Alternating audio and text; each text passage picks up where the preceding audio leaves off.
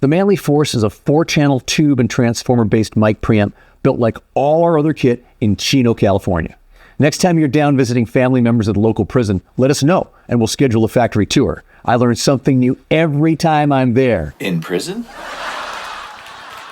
The input stage is lifted straight out of the award-winning Manley core channel strip. Your microphone signal enters through the gold-plated XLR connectors directly into the Manley Ion mic input transformer. That transformer provides around 20 dB of gain, while the tube amplifier provides up to 40 dB.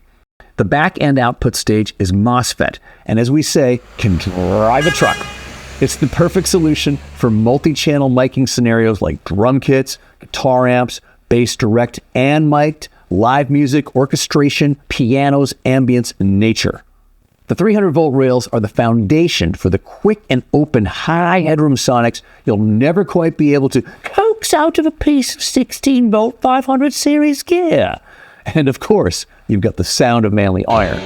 Go direct via the 1/4-inch high-Z 10 mega ohm jacks with your guitars, basses, and synths for a totalitarian tone. This circuit was primarily hijacked from the Slam! Sorry, it has an exclamation point at the end of its name, so you always have to shout it. Power it up and you'll notice an auto-mute warm-up delay of 30 seconds. This is a good thing to avoid audio pops and burps that could freak out your fish and neighbors. Now let's pretend we're miking an electric guitar cab with a vintage US manufactured Shure SM57 and the original Shure Beta 57 with the machine-tooled aluminum grill before Shure cheaped out. Start with the gain switch on low and open up the attenuator. Watch the 7-segment LED meter and the input meter on your A to D converter, which I trust far more than the meter in my DAW. If you need the knob to go to 11, dial back the attenuator and hit the high gain button. Now crank it to taste. If you spend a lot of time working with low output vintage ribbon mics that require gobs of gain, you may consider investing in something that was made after 1950. Just kidding!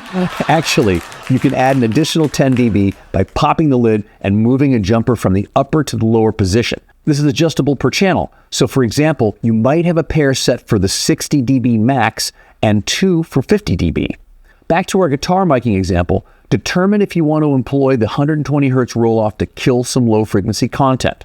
I wouldn't in this case, and certainly not for a 7 or 8 string electric. But if I needed to fit other instrumentation in that space, or was creating guitar stacks and layers, I might. Next up, the phase switch, which we don't need since we're miking from the same orientation, the front of the cabinet.